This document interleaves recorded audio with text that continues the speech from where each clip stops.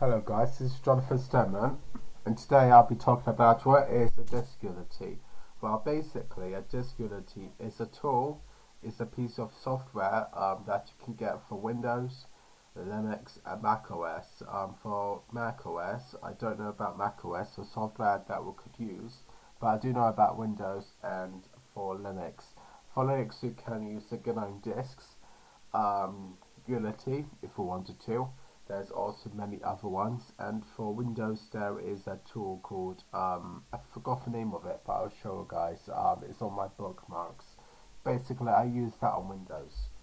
So let me just open up that. If I go to bookmarks, they have an edition of it, which is anime, which is pretty cool. Crystal Disk Info. That is what I use on Windows. Basically, we can use that if we wanted to. It just tells you the health of the disk. There'll be a good, meaning it's good. There'll be a caution, which means it is in the middle of being good and bad. Normally we should replace a hard drive and it's saying it's caution now. This one we should change a hard drive. But as you can see, there is many different editions of it. Mostly anime, but we can also get the standard edition. I recommend downloading the standard edition because you want to be a professional. And yeah, for Linux, in this episode, I will be using GNOME disks instead, but it should be the same thing. Okay, so now let me go to GNOME disks. Now I have opened up GNOME disks, I will have opened up whatever I want. And now, once you go to the Smart Utility, then we're going to see these many different attributes. As you guys can see, I have the disk is okay, one bad sector. A bad sector is basically part of a hard drive, a small portion of a hard drive that has failed to read and write to the sector. So that means I have a read or write error on it. So read error rate, as I said, if it was 1, then it will be known as one bad sector, because I'm able to read the sector. And then this is how to log it for it to spin up. This is how many times it turned on and off a PC. This is how many sectors that has been reallocated. This is seek error rate, and then this is power in hours, how long I had this hard drive on for.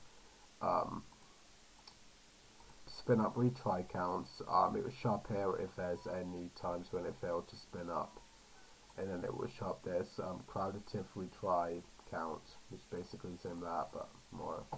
Okay, so power cycle count is how many times it turned on.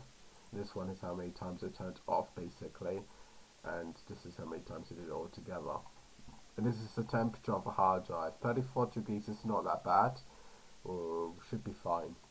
If it's above 50 or it's below 25, then we may need to have a look at it.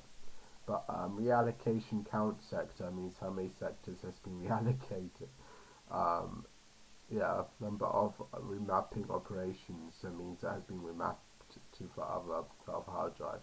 Current pending sector count, that means it's this sector is still waiting to be remapped, to be reallocated basically.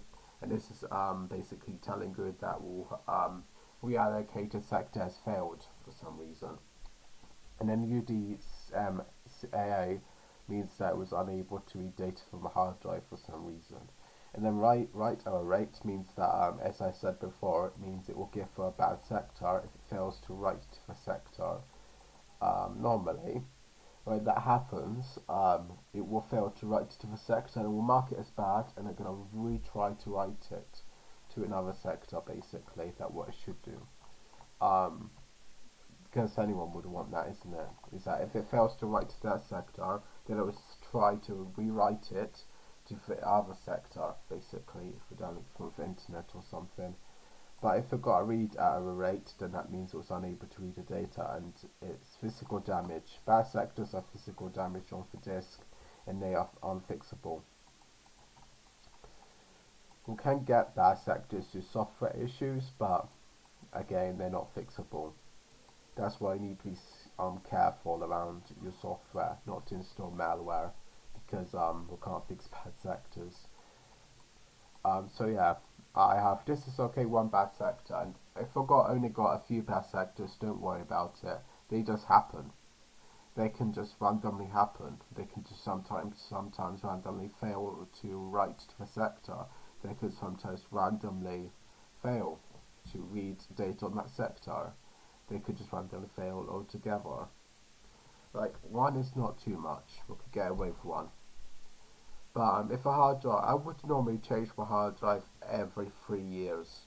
But as you guys can see, my hard drive is 1 year, 10 months, and 22 days. That means I still have loads of time ahead. But once it turns to 3 years old, then I'm changing it, just to be on the safe side. And if it says threshold not exceeding, then that means it's not going to die. But that's all prediction. It could die tomorrow, and it's saying that message right now.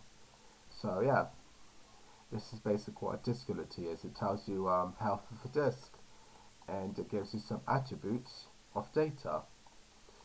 And if it says this is okay, and it says assignment of everything is okay, you have nothing to worry about.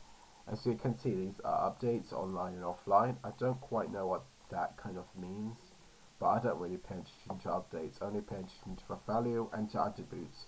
But if you guys know what updates mean, feel free to comment down below what it means. But I don't think this is critical at all. I will just have a look at this. And if it says pre-fail, it doesn't mean it's going to fail all of a sudden. It's just a type of attribute it is. And if it says a 51 threshold and numerize is 200, then we'll have nothing to worry about. But if the threshold is above 200, then it will say that here failing or something worse than that. It will just say a message here besides from okay. So yeah, this is basically if threshold is above 200.